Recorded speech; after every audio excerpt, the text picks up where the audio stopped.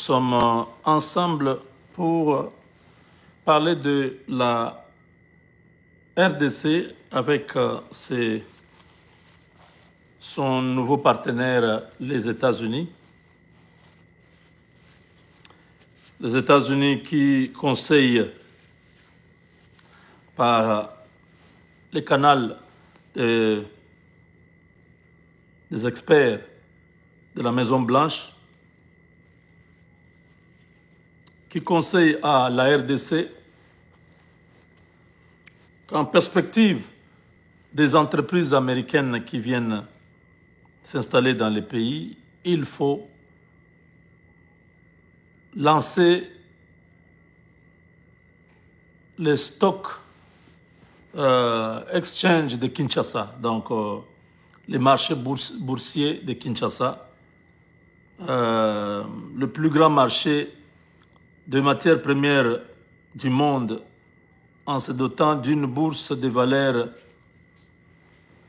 mobilières. Donc, vous savez, les marchés boursiers se cotaient plus en fonction des minéraux, en fonction du pétrole, en fonction de, vous comprenez, le cobalt, le cuivre, ainsi de suite. Ils font leur cotation en fonction des matières premières, en fonction des minéraux que je viens de citer, l'or, tout ça. Mais nous avons tous ces minéraux-là chez nous. Et nous ouvrons maintenant les marchés aux Américains, aux entreprises américaines. Ce qui veut dire que nous devons contrôler la valeur de nos minéraux à travers notre marché boursier de Kinshasa. Donc, le message est arrivé et le président Tshisekedi a pris la décision d'intégrer la RDC dans ces marchés, un marché boursier qui pourra créer beaucoup d'opérations, de transactions avec des grands marchés boursiers comme New York, comme Francfort, comme Londres, Hong Kong, les marchés boursiers de Tokyo. Ce sont de grandes places boursières. Et la RDC entre désormais, parce que les autres le font sans les minéraux. Nous avons les minéraux. Pourquoi on ne le ferait pas? Pourquoi on ne deviendrait pas un pays ouvert au monde avec un stock exchange nourri, riche? Parce que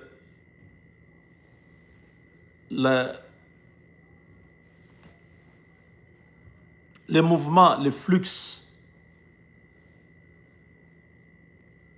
boursiers, up and down, montant, descendant, c'est toujours par rapport au cours des métaux, au cours de tout ce que vous avez comme stabilité politique, stabilité économique et tout ça, les rapports que vous avez avec les fournisseurs, les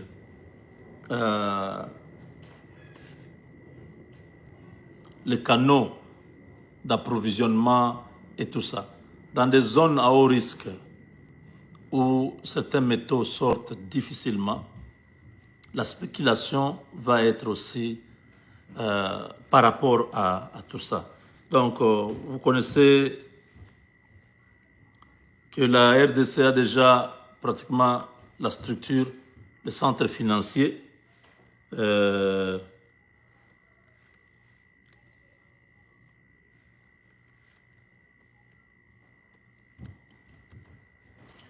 Le centre financier de Kinshasa, c'est déjà une plateforme qui pourra aider à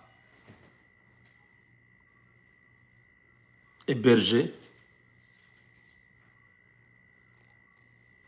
ces marchés-là parce que déjà les immeubles sont... Il y a à peu près 9 immeubles. C'est déjà pour un début, c'est pas mal. C'est déjà quelque chose. C'est vrai qu'il y aura les ministères et tout ça, mais c'est là qu'on va loger le centre financier de Kinshasa. C'est là que tout se passera. Donc il y aura des grands écrans comme vous avez, comme ce que vous voyez à New York. Ouais, ouais. Ça sera pratiquement la même chose.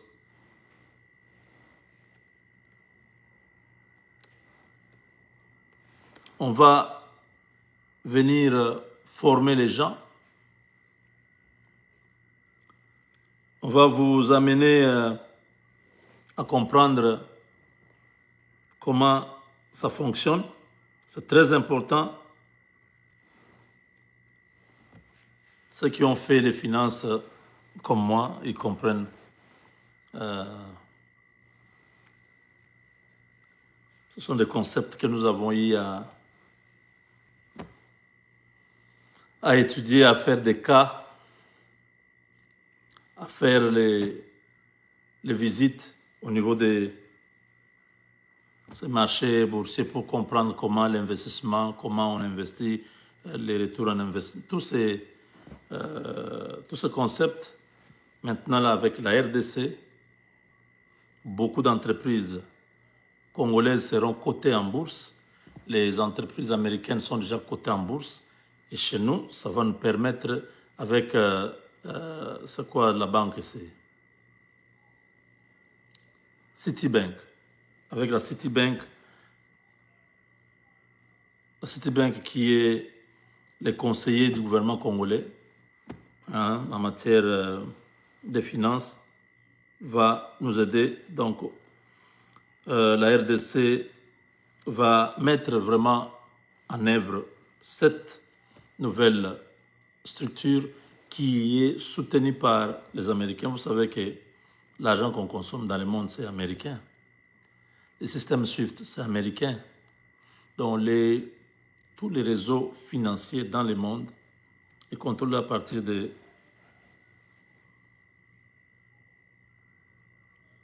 États-Unis. Ouais. Si eux déjà nous ouvrent la porte, nous envisageons actuellement la création de cette bourse nationale pour structurer les marchés des capitaux, les marchés de nos métaux et tout ça. Donc le gouvernement congolais doit déjà avoir adopté la loi portant organisation et fonctionnement des marchés boursiers. Et cette décision a été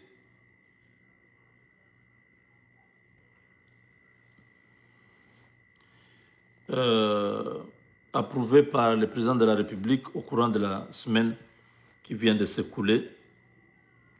Donc les choses sont vraiment en train d'évoluer très bien. Les textes législatifs prévoient mise en place d'institutions spécialisées pour structurer l'activité boursière parce qu'au Congo, il n'y a personne qui a encore cette connaissance-là. Hein? Donc c'est toute une structure qu'on crée. Si on peut nous donner ça, ça va vraiment beaucoup nous aider. Donc, dans ces structures, il y a l'autorité de régulation qui aura la mission de superviser les opérations du marché, veiller au respect des règles d'émission et de cotation, approuver les admissions à la cote, protéger les investisseurs et encadrer les professionnels du secteur. Donc, il y a aussi la loi qui est prévue pour la création d'une banque des règlements pour sécuriser les transferts de fonds entre acheteurs et vendeurs ainsi qu'un dépositaire central pour gérer les conservations des titres fonciers. Ce sont des termes que vous entendez pour la première fois. Ça va, au fur et à mesure, pour ceux qui seront dans ce domaine-là, commencer à comprendre. Quand on parle d'un dépositaire central, quand on parle des transferts sécurisés de fonds entre les acheteurs et les vendeurs, qui achète, qui vend.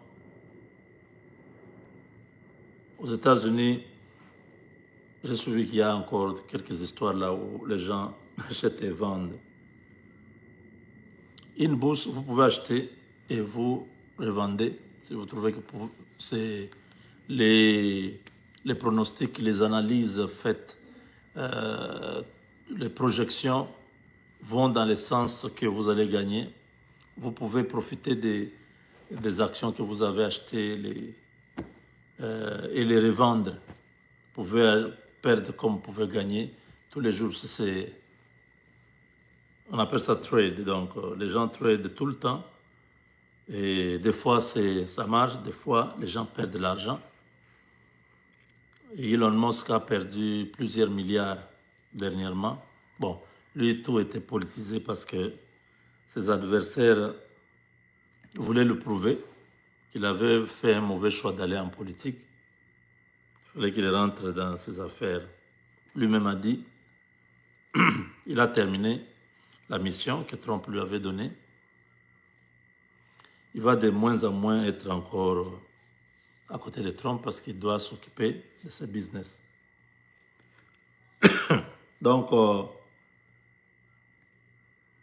l'État congolais préfère utiliser les marchés boursiers comme levier pour mobiliser l'épargne intérieure et internationale au service du financement de l'économie nationale. Donc, ce sont des dispositifs à court terme parce que les cadres légaux pouvant permettre la mobilisation des fonds pour le financement à long terme, tout ça, c'est déjà prévu.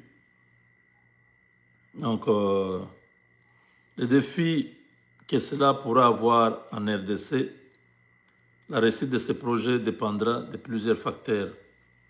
La stabilité politique, c'est un aspect très important dans un contexte marqué par les tensions sécuritaires. Donc, dans la région, il faut vraiment que la paix soit là pour que les investisseurs viennent, que les investisseurs locaux comme étrangers puissent se sentir en sécurité et amener les fonds. Donc aussi, le tissu économique de la RDC qui est dominé par l'informel pourrait aussi limiter le nombre d'entreprises éligibles à une introduction en bourse. Ce n'est pas tout le monde qui va entrer là-bas parce que c'est tellement diversifié que nous n'allons pas nous ouvrir directement à un marché illimité. Ça risque de nous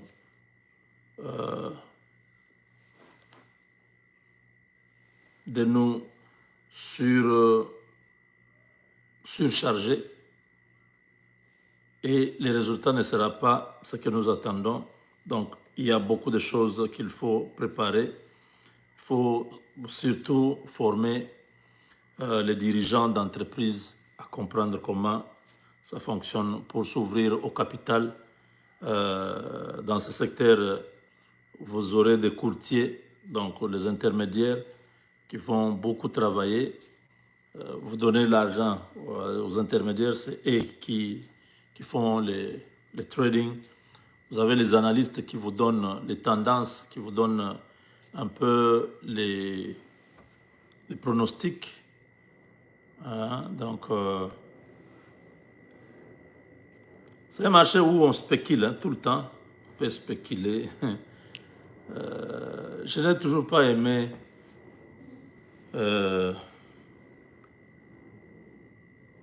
amener ce concept dans les finances.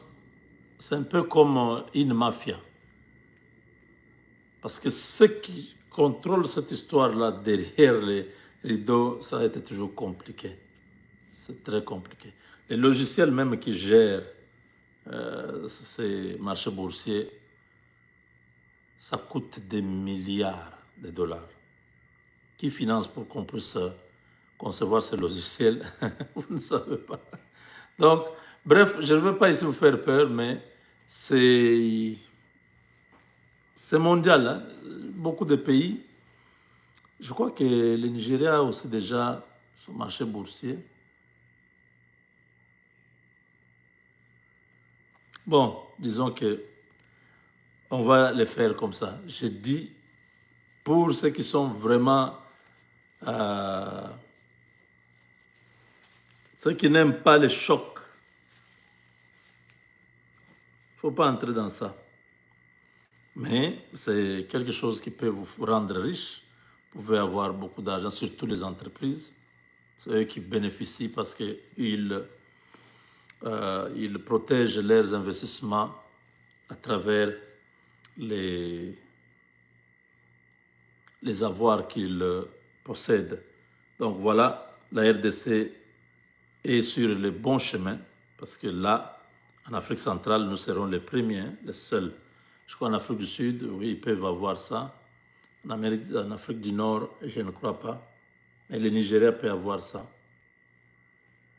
Le reste, je ne pense pas qu'en Afrique, on a vraiment ce marché. Je ne pense pas. C'est quelque chose qui est encore nouveau. On va tous voir comment les États-Unis pourront nous accompagner. On a vraiment besoin de l'accompagnement parce que la structure n'existe pas. Ça risque d'être quelque chose que les gens ne vont pas comprendre. Mais si nous avons un bon accompagnement, c'est-à-dire la bourse de New York, la bourse de New York nous accompagne. Par exemple, on prend des jeunes Congolais, des jeunes financiers, ils viennent en formation pendant 6 mois, une année. Ils s'habituent avec le langage de la bourse. Ils maîtrisent tout ce software-là. C'est beaucoup de formules. Il y a beaucoup de formules, de graphiques. Il y a beaucoup tout est déjà fait, mais il faut savoir comment manipuler. Et chaque résultat, vous devez bien interpréter pour donner une analyse plus ou moins cohérente. Que vous ne soyez pas trop éloigné dans la spéculation. Si vous donnez de bonnes analyses, vous pouvez permettre aux gens de faire l'affaire. Mais quand vos analyses amènent toujours les gens à perdre, vous dites non, voilà, ça c'est bon, vous pouvez acheter. Et vous pouvez garder ça peut-être d'ici 48 heures, d'ici un mois, vous pouvez revendre, ainsi de suite. Vous voyez la tendance du marché, le cours du pétrole, le cours de l'or, le cours de ceci. Bref, c'est beaucoup de choses que nous avons besoin maintenant. La RDC entre dans la cour des grands. Nous allons aussi grandir ensemble. Ce sont des langages financiers. Ici, ce n'est pas la politique pour que puisse se comprendre facilement. Tout est codé. Donc voilà.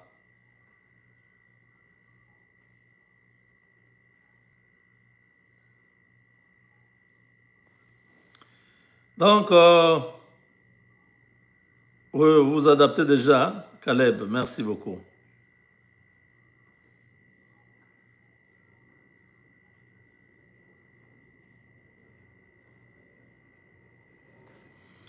Donc, merci. Il y a aussi à vous informer, mes chers amis, une grande entreprise. Oh là là, 19 minutes. On se retrouve tout de suite. Pardon, je ne veux pas...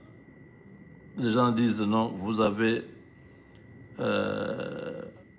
commencé bien maintenant, vous allez vous rentrer dans ce que les autres font de 30 minutes, tout ça. Réduisez le temps de vos émissions. Voilà, on a fini avec ça. On va parler d'une autre grande entreprise qui arrive. On parle dans 10 minutes seulement. Avec Dieu, nous vaincrons.